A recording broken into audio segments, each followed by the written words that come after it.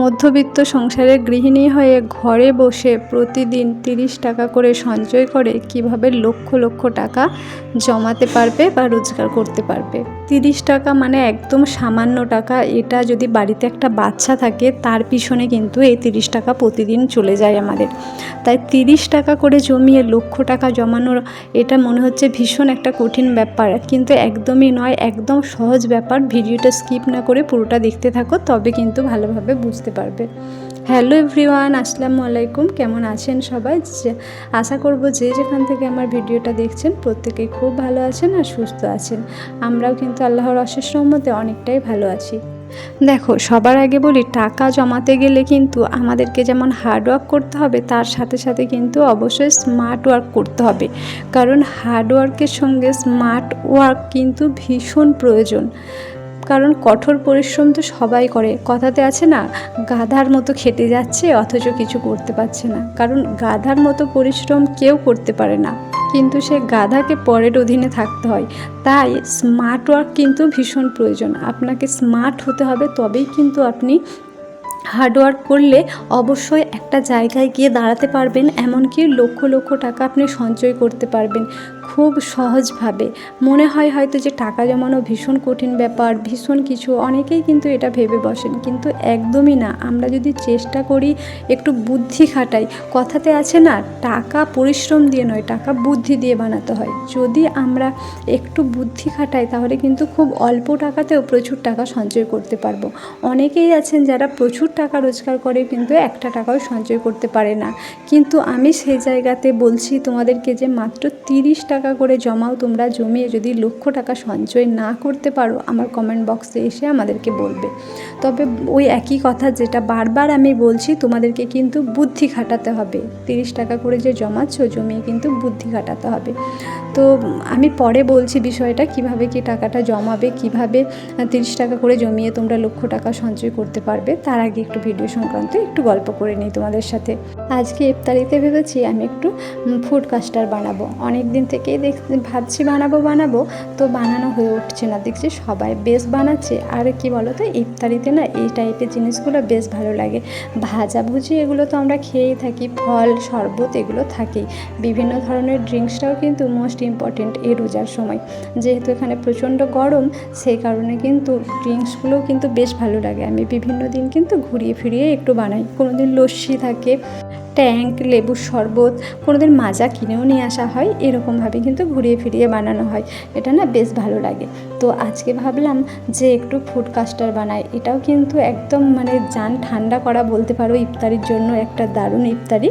তো প্রথমবার করছি, আশা করছি ভালোই হবে, মানে ভালো হয়েছে। আমি যেহেতু পরে ভয়েসটা দিচ্ছি, সেই জন্য তোমাদেরকে না ভালোভাবে বলতে পারছি, জানো তো। বেশ কিন্তু ভালো হয়েছিল খেতে, টেস্টটা অসাধারণ।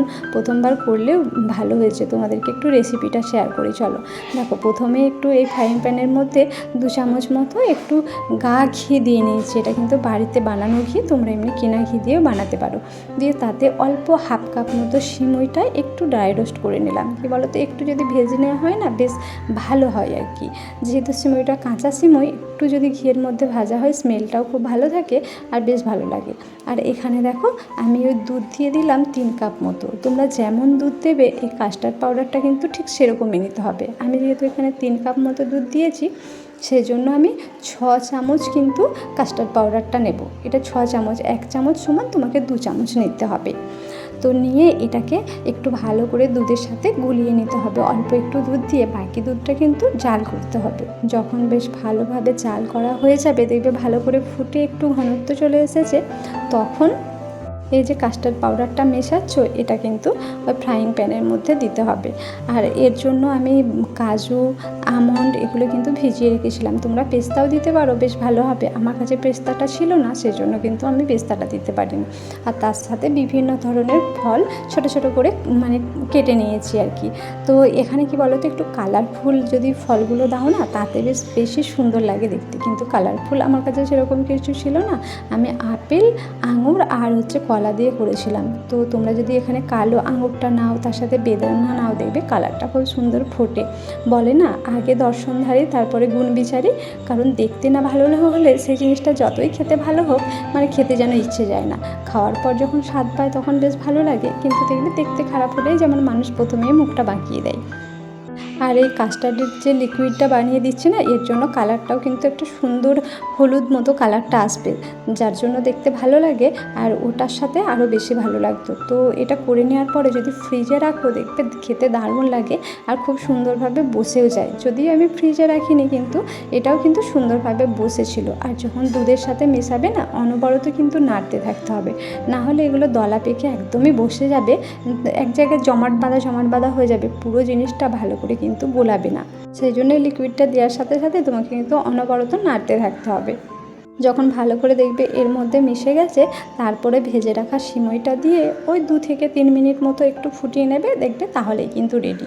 তারপর একটা পাত্রের মধ্যে ঢেলে, যদি ফ্রিজ থাকে ফ্রিজের মধ্যে রেখে দেবে, যদি না থাকে তাহলে ঠান্ডা করে নেবে। ঠান্ডা হওয়ার পর ওপর থেকে ফ্রুটসগুলো ছড়িয়ে দেবে, দেখবে খেতে কিন্তু বেশ সুন্দর হয়। খুব ভালো লেগেছিলো কিন্তু আমার খেতে, আর ফ্লেভারটাও কিন্তু দারুণ ছিল। তোমরা ইচ্ছা মতো ফ্লেভার নিতে পারো, যে যেটা পছন্দ করবে। তো চলো ভিডিওর মূল টপিকে আসা যাক। প্রথমেই বলি, তোমরা যে 30 টাকা করে সঞ্চয় করবে, তোমরা একদিনের ওই 30 টাকা নিয়ে কিন্তু গাছের দানা, যেমন ধরো সাপোজ একটা উদাহরণ দিই, পেঁপে গাছের দানা নিয়ে এসে তোমরা সেই দানা দিয়ে গাছ তৈরি করলে, তোমাদেরকে কিন্তু চারাগুলো বানাতে হবে। চারাগুলো বানানোর পর তোমরা যদি 30 টাকার চারা বানাও, তো দানা নিয়ে এসে চারা বানাও, তো সেটাতে কতগুলো পেঁপে গাছ হবে তুমি একবার ভাবো।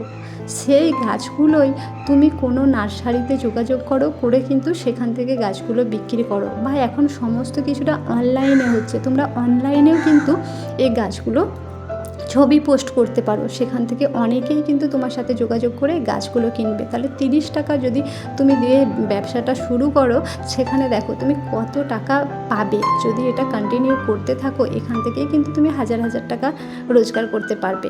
তারপরে আরেকটা পয়েন্ট হচ্ছে, ওই 30 টাকা করেই তুমি 1 মাস জমাও। 30 টাকা করে 30 দিন জমালে কত হচ্ছে, তোমার 900 টাকা মতো হচ্ছে। তো সেই 900 টাকা থেকে তুমি যে কোনো একটা ব্যবসা শুরু করো। তুমি সুতো, তারপর কম দামে যেসব কাপড়গুলো হয়, থান কাপড়, সেগুলো কিনে নিয়ে এসে তুমি সেলাইয়ের কাজ করো। কারণ সেলাইয়ের কাজে কিন্তু প্রচুর রকমের লাভ আছে। তোমার যতটা না খরচা, তার কিন্তু বলবো 1 ভাগ যদি খরচা হয়, তুমি 3 ভাগ কিন্তু লাভ পাবে।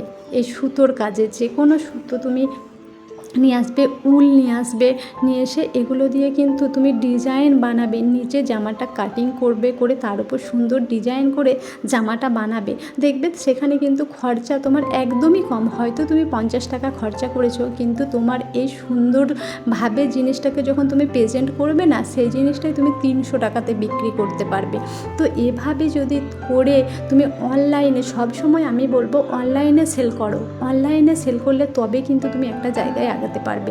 এমনি তো তুমি দোকানে রেখে বা বাড়িতে কেউ আসলে সেখানে বিক্রি করবে, কিন্তু অনলাইনে হলে না, জিনিসটা দেশান্তরে ছড়াবে, যেখান থেকে তুমি লক্ষ টাকা খুব সহজেই সঞ্চয় করতে পারবে।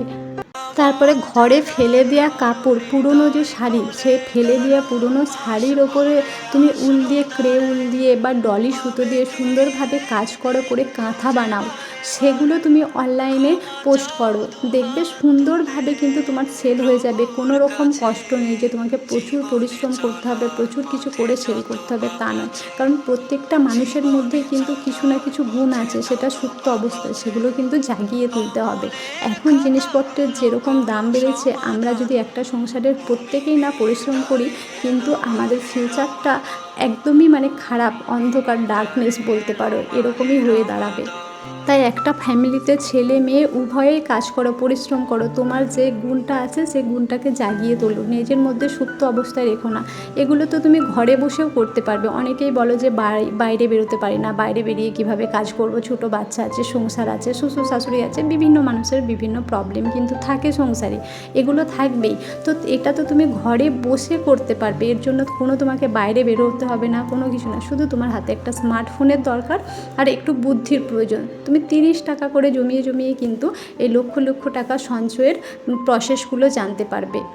আর তুমি যখন তোমার প্রতিভাকে কাজে লাগিয়ে কোনো কাজ করবে না, দেখবে তখন তোমারও কিন্তু অনেকটা ভালো লাগবে। তুমি যদি সেখান থেকে 2 টাকাও রোজগার করো, সেটাও কিন্তু তোমার কাছে মনে হবে বিশাল একটা শান্তির জিনিস, বা প্রচুর কিছু তুমি অ্যাচিভ করতে পেরেছো, এটা মনে হবে। প্রথম হয়তো অনেক লোক অনেক কথা বলবে, কিন্তু সেগুলোতে কান দিও না। মানুষের বলা কাজ তারা বলবে, তুমি তোমার লক্ষ্যে এগিয়ে যাও, দেখবে একদিন ঠিকই সাকসেস হতে পারবে। তো আজ তাহলে আসি, ততক্ষণ সবাই ভালো থাকবে, সুস্থ থাকবে, আর আমাদের জন্য অনেক অনেক দোয়া করবে।